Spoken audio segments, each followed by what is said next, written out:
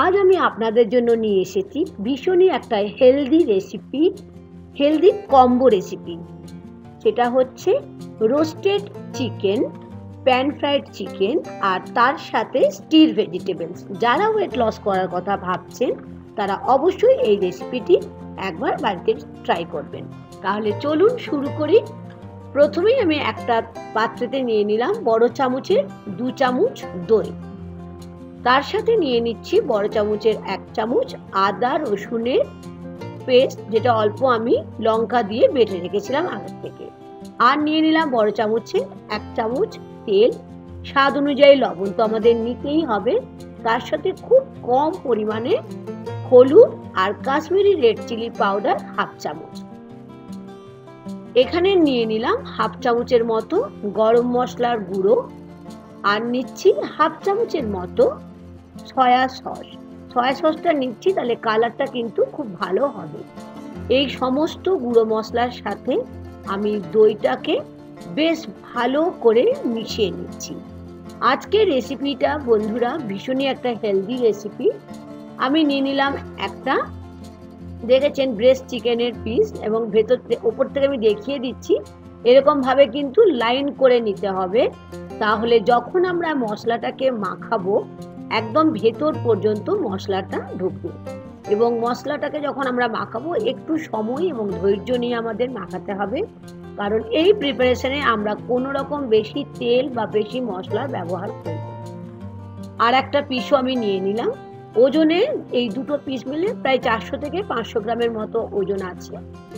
আপনারা যতটা পরিমাণে নেবেন সেই পরিমাণে কিন্তু মশলাটা, যে আমরা একটা মশলা তৈরি করেছি দই আদা রসুনের পেস্ট এগুলো দিয়ে, সেই পরিমাণটা কিন্তু ঠিক করে দিতে হবে। বেশ ভালো করে এটাকে মিশিয়ে নিলাম।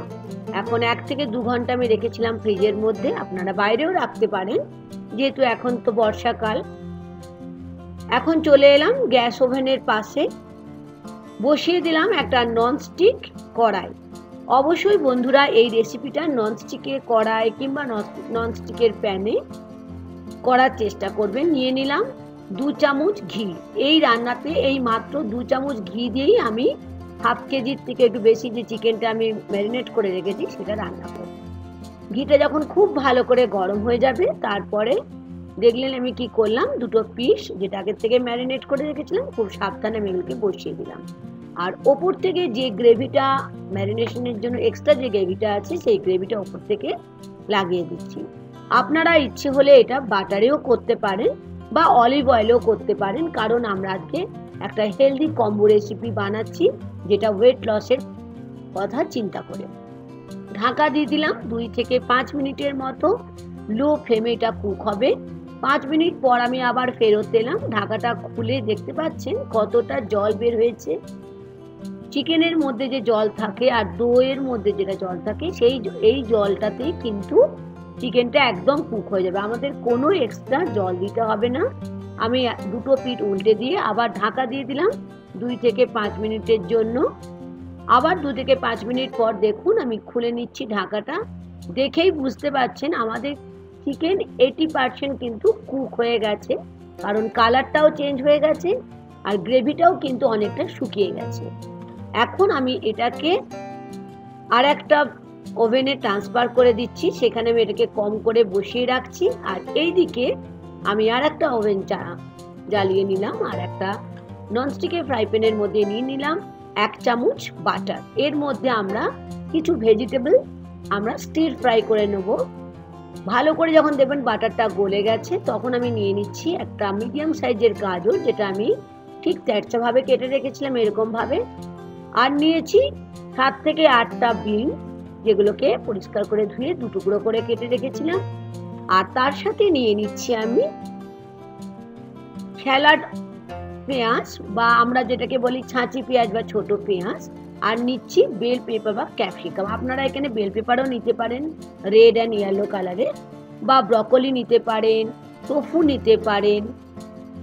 নিয়ে নিচ্ছি স্বাদ অনুযায়ী লবণ। এই সবজিগুলো কিন্তু সবই কাঁচা, কোনোটাই বয়েল করিনি। আর তার সাথে নিয়ে নিলাম 1/2 চামচ থেকে 1 চামচের মতো গোলমরিচের গুঁড়ো। গোলমরিচের গুঁড়োটা আমাদের বন্ধুরা একটু বেশি দিতে হবে, আর নিলাম মিক্সড হার্বস হাফ চামচ, যদি না থাকে না দিলেও চলবে, কিংবা ডমিনোস পিজার বা অনেক সময় আমরা বাড়িতে আনি না, অরিগ্যানো যেটা থাকে সেটাও আপনারা দিতে পারেন। এখন এইগুলো দিয়ে ফ্লেমটাকে এখন মিডিয়াম ফ্লেমে করে নিতে হবে। 1 থেকে 2 মিনিট মিডিয়াম ফ্লেমে আমরা এটাকে হালকাভাবে ভেজে নেব। সবজিগুলো কিন্তু একদম বেশি ভাজা চলবে না, একটু যেন কাঁচা কাঁচা থাকে, তবে এটা খেতে খুব ভালো লাগবে। এখন সুইচ অফ করে দিলাম গ্যাসে, আর চলে গেলাম চিকেন দেখে নিচ্ছি চিকেনটা কতটা আমাদের তৈরি হয়েছে। এখন তো দারুণ একটা গন্ধ আসছে ঘিয়ের, আর চিকেন তো দেখেই বুঝতে পারছেন একদমই কুক হয়ে গেছে। তাও আমি উল্টে দেখিয়ে দিচ্ছি কতটা চিকেন কুক হয়েছে, বা চিকেন আমাদের আরো কুক করতে হবে কিনা। দাঁড়ান আমি দেখিয়ে দিচ্ছি একটু ভেঙে। দেখেছেন আমি চিকেন কিন্তু হাড় থেকে বেরিয়ে আসছে, মানে আমাদের চিকেন তৈরি হয়ে গেছে একেবারে। আশা করি আজকের একটা কম্বো রেসিপি, যেটা ওয়েট লসের জন্য ব্যালেন্স ডায়েট ফুড আপনারা রাখতে পারেন ডিনারের রেসিপি হিসাবে। এখন আমি গ্যাসের ফ্লেমটাকে বন্ধ করে দিয়ে রেখে দিলাম গ্যাস স্টোভের মধ্যে 1 মিনিট রেস্টিংয়ে। আশা করি আজকের একটা ভীষণ হেলদি ওয়েট লস রেসিপি ঘি roast chicken with stir vegetables আপনাদের ভালো লেগেছে। আর ভালো লাগলে বন্ধুরা অবশ্যই দেখতে লাইক করতে ভুলবেন না। আর যদি নতুন বন্ধু হয়ে থাকেন তাহলে আমার চ্যানেলটিকে সাবস্ক্রাইব করে আমার সাথে থাকার অনুরোধ থাকলো। আপনারা এই রেসিপিটা ঘি কিংবা বাটার কিংবা অলিভ অয়েলে বানাতে পারেন। একঘেয়েমি চিকেন যখন খেয়ে আমাদের ভালো লাগে না, অবশ্যই বর্ষার সন্ধ্যেতে ডিনারের রেসিপি হিসাবে আপনারা বানাতেই পারেন। আর ব্রকলি, পনির, টোফু এগুলোও কিন্তু আপনারা স্টির ভেজিটেবলসের সঙ্গে অ্যাড করে নিতে পারেন, তাহলে একটা হোল মিল হয়ে গেল। একটু অন্য রকমের খাবার আজকে বানালাম, আশা করি আপনারা বানাবেন এবং আমাকে জানাতে ভুলবেন না আজকে ঘি রোস্ট চিকেন তার সাথে স্টির ফ্রাইড ভেজিটেবলস রেসিপি আপনাদের কেমন লাগলো। আজ এই পর্যন্ত বন্ধুরা, আবার দেখা হবে। Thank you.